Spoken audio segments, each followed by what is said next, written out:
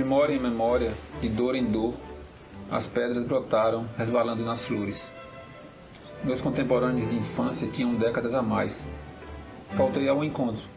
Me restava escutar as batalhas que tinham vivido. Estive em Minas muitas vezes. Bati meus ossos nas celas do Recife. Meus dedos sangraram. Cantei na solene imundície. Tracei planos de fuga. Enlouqueci cantarolando a pequena serenata. Escrevi cartas que não me salvaram. Toquei com minha lembrança túmulos nunca revelados, cavados na escuridão das feridas.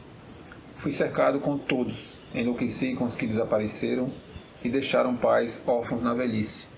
Tudo vi, tudo escutei. Os uivos, os rangidos, o sobressalto a cada toque de campainha, o peso dos passos de pedra, nunca um armistício, a urina no chão do fracasso.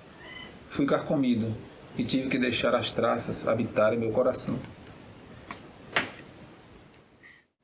Tempo de Vidro, ele foi publicado em 2012.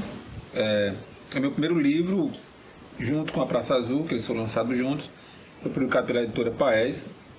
E é um longo poema que eu comecei a escrever em 2007, mais ou menos. E só foi publicado em 2012, né, depois de algumas revisões, e ficou um tempo adormecido, quieto. E eles...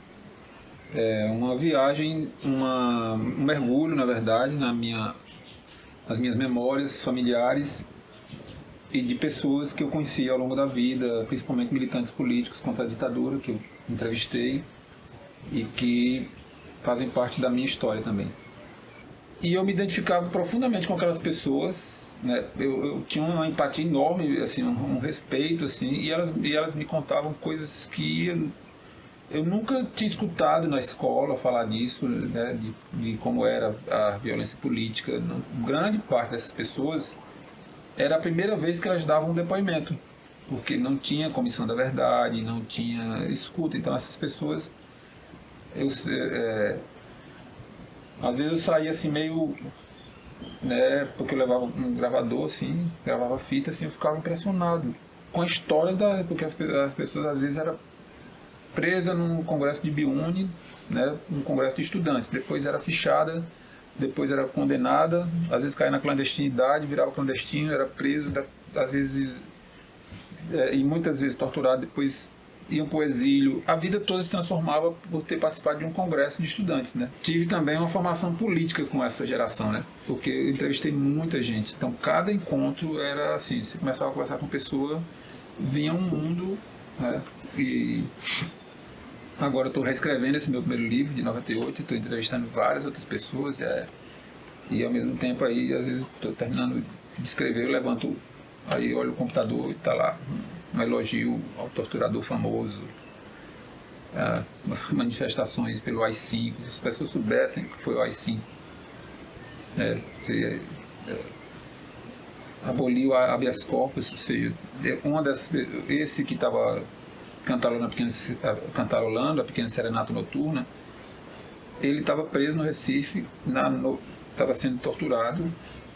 Quando saiu o AI-5, ele parou de ser torturado, porque os caras disseram, não, agora a gente tem muito tempo com eles, porque o habeas corpus, o advogado consegue encontrar a pessoa, saber onde é que ela está. E como não tinha mais habeas corpus, eles ficaram donos dos corpos, né? Então esse cara, ele parou de ser torturado porque eles teriam o tempo que quisesse para fazer o que quisessem. Porque aí depois eu fui pesquisar sobre ditaduras na América do Sul, aí teve momentos assim que eu fui lá no túmulo de Vitor Jara, né, um grande cantor chileno, que foi assassinado pela ditadura chilena, né? Aí conheci pessoas que... aí fiz entrevista na Associação das Mães da Praça de Maio, né, as mães dos desaparecidos, entrevistei muitas pessoas aqui. Tudo vi, tudo escutei, os uivos, os rangidos, o sobressalto a cada toque de campainha. Porque em algumas prisões, em alguns, né, dessas masmorras da ditadura, tinha uma campainha que era para ser chamado para uma coisa e a outra campainha era para a tortura. Então os presos tinham essa tortura de, se tocasse, dependendo do que fosse a campainha, era a vez dele, né? Então era o tipo de tortura, né? Meus dedos sangraram na solene imundice, porque os relatos sobre esse lugar de tortura eram lugares imundos, do ponto de vista, eram a imundice mesmo de urina, de fezes, era um lugar, né? Enlouqueci cantarolando a Pequena Serenata, foi também outra pessoa que muito importante para mim, assim. Foi torturado, e aí chegou um ponto que no processo da tortura, que ele achou que o que ele pensasse estava sendo registrado. Os caras estavam copiando o pensamento. E o recurso que ele achou, ele gostava muito dele, ele começou a cantar a Pequena Serenata Noturna. Eu fui preso nessa manifestação, que eu entrei na faculdade, eu era primeira série, terminada a faculdade em 1960. E fiquei a gente ficou sem 2, 3 meses, eles não fui chegaram, julgado, não sabiam que eles estavam. fui absolvido. Só que quando acabou, quando eu saí da aquela árvore que veio do lugar mais secreto, meu berço de areia, veio com sua carga de infinito, como se o karma fosse florescer. Uma tia-avó minha, pessoa muito querida, tia Flocele, ela começou a ter problemas de saúde. Uma vez minha mãe me ligou lá de Fortaleza e disse: sua tia tá... Você visitar mais sua tia, que ela tá falando com o espelho esses dias, porque ela tá muito sozinha e tal. Aí ela era uma tia viúva, que ela não teve filhos, e ela tava... Quem trabalhava com ela era uma pessoa rosa há muitos anos, há 18 anos, tinha a Rosa e o sobrinho. Então comecei a visitar essa minha tia, mas eu já tinha morado com ela alguns anos antes, quando eu saí da casa do estudante. Morei 2 anos com ela. E aí ela começou a ter problemas de saúde. Os problemas foram... E eu saía do poço, ia visitar minha tia para alguma consulta, depois ia dar aula no centro do Recife, numa escola chamada Cabum, ia para o poço. Então, e aí os problemas dela foram aumentando, então eu tive que voltar a morar com ela. Ela foi irmã da minha avó, que também ficou viúva muito cedo. E aí eu fui e o poema não terminava. Então, foi um mergulho profundo. E aí tem um negócio que ela é de Exu, né, que é uma cidade em Pernambuco, e do outro lado da Chapada do Aripe é o Crato, que é a minha cidade, a cidade da minha família.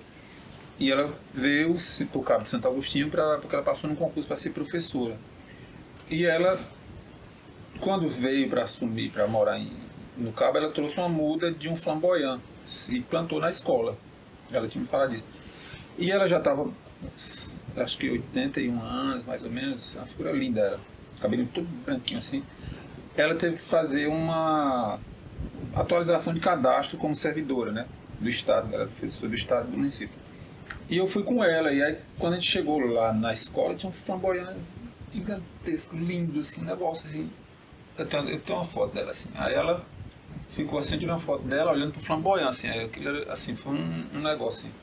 Fiquei muito emocionado quando vi. Aí o flamboyant, inclusive, entra no poema como se fosse uma semente que ela carregou, uma coisa meio secreta. Então, aí eu me lembro que quando eu tinha terminado de escrever, eu fiz uma ediçãozinha pequenininha assim, esse é um livrinho pequeno de bolsa assim. E aí teve um episódio que foi bem interessante, que teve um convite do Sesc para fazer uma atividade em Pesqueira, e era eu e Ronaldo Corrêa de Brito, e a gente não se conhecia pessoalmente. Na volta eu disse: Ronaldo, tô pensando em publicar esse poema, ele estava numa van, entreguei assim para ele o livrinho assim, que eram os originais impressos, né? Aí ele começou a ler, aí depois disse: queria fazer uns comentários sobre esse seu trabalho e tal, você pode ir na minha casa depois e tal. Aí me deu o endereço. E foi um processo muito interessante para esse negócio da criação poética, essa ideia de que inspiração, né? Eu fiquei lá escrevendo, né? Fiquei tendo acesso, fiquei semanas escrevendo. E aí ele estava com os originais, e ele disse: olha, né, vamos ler o poema. E aí foi incrível, porque ele ficava lendo, a gente ficou na sala lá, ele ficava lendo em voz alta assim, aí disse: tem alguma coisa sobrando aqui, tem alguma coisa que não está bem aqui.